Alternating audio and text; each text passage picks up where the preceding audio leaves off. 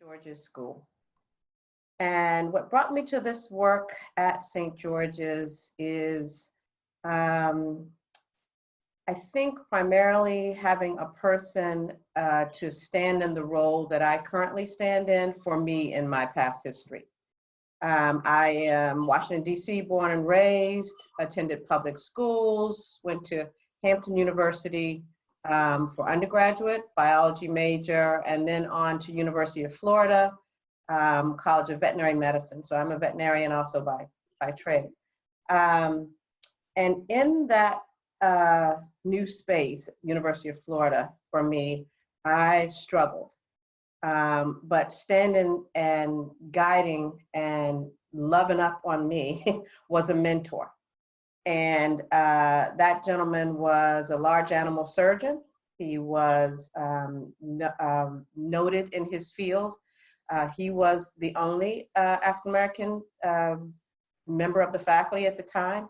So unbeknownst to me at the time, he had his own struggles, but nonetheless, he supported, guided, and moved the few of us along and letting us struggle some, but also helping us with things that he could anticipate that we would need some support in.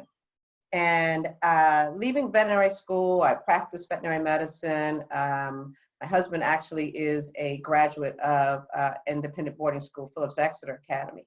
And so over the years, I attended reunions of this phenomenon of boarding schools, which was all new to me.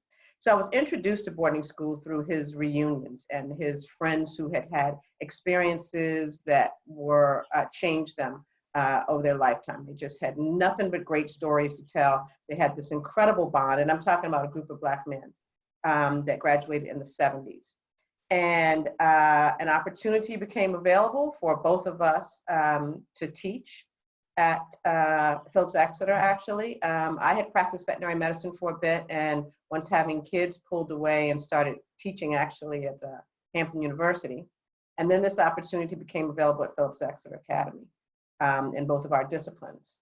So we went running and gave it a shot in New Hampshire, and pretty much lives were changed after that. He was aware of the, the Kool-Aid. I was not, but definitely that experience led us both to know that this was the life that we wanted to commit to, and that is to being at boarding schools for kids of color.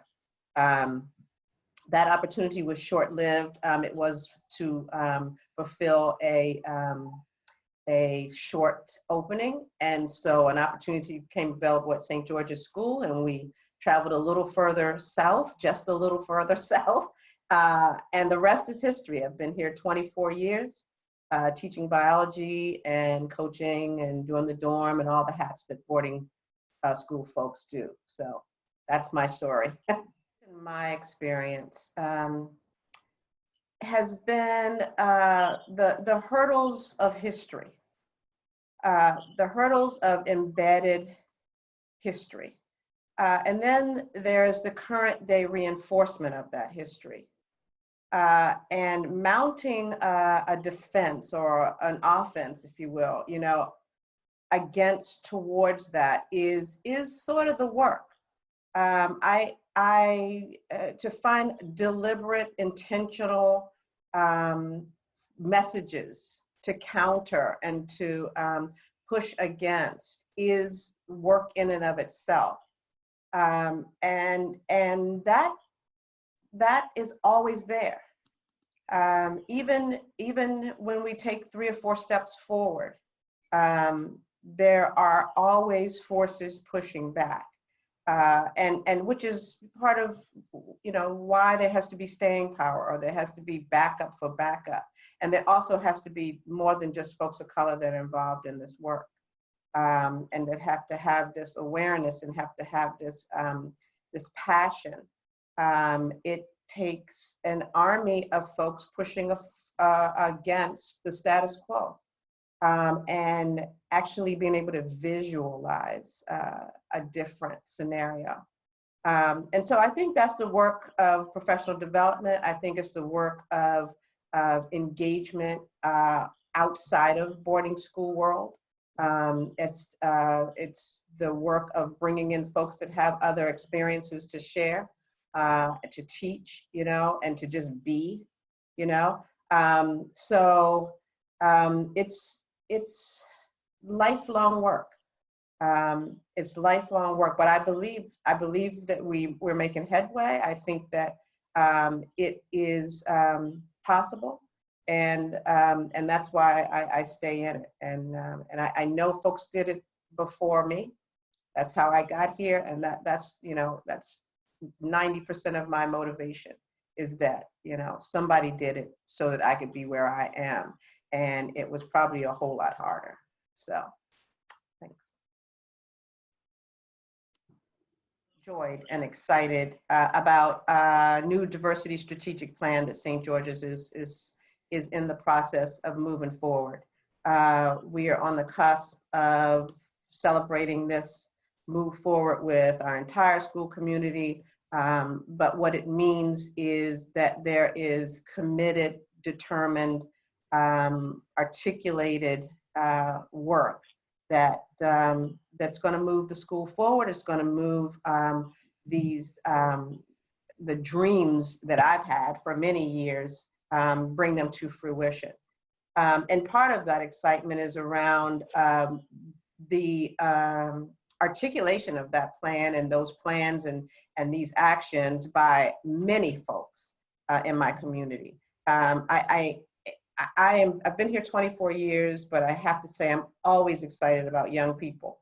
I believe any and all things that have moved, you know, expeditiously, and when we didn't want to move, came out of the work of young people and their energy. So I love having young people and their ideas and their, you know, them pushing us one way or the other. And so I'm happy that we have a set of folks here, as well as senior folks that's been around as well, and to bring that this kind of new energy into things that we've been wanting to move along all the time.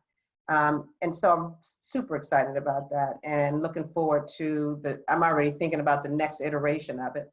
But I'm looking forward to not only being a part of it, but watching the impact and sharing that out with not only St. George's folks, but I believe the ripple effect is on the world as a whole. So super excited about that. A little bit of wisdom that was told to me, and I'm pretty sure this comes out of attending a historically Black college, Hampton University, and that is, we are strong people. I say this to students daily. I wish I could share with parents that there is a strength that we tap into that sometimes requires some challenge to surface. And sometimes it's not necessarily a challenge, but it's tapping into who we already are. It's just an opportunity to bring it forward. I find that independent schools, that it surfaces at independent schools. And I find that in white spaces, we often doubt that. We have so many doubts. I doubted myself coming here as a veterinarian, doctor, you know, with a terminal degree, teaching a biology course, but I definitely doubted myself, and I see it every day. And it's not just internally in us, this is what society tells us. But I want you to know and that you have it. Independent school is not some new monster, you know, it's not some new different experience. It's just the next learning experience for you. And you should also know that you bring to these institutions challenge, and you bring to these institutions, you know, so much more than you take away. And without having a sort of entitled mindset, that's how you need to move through these institutions, is for what you bring and the value that you hold.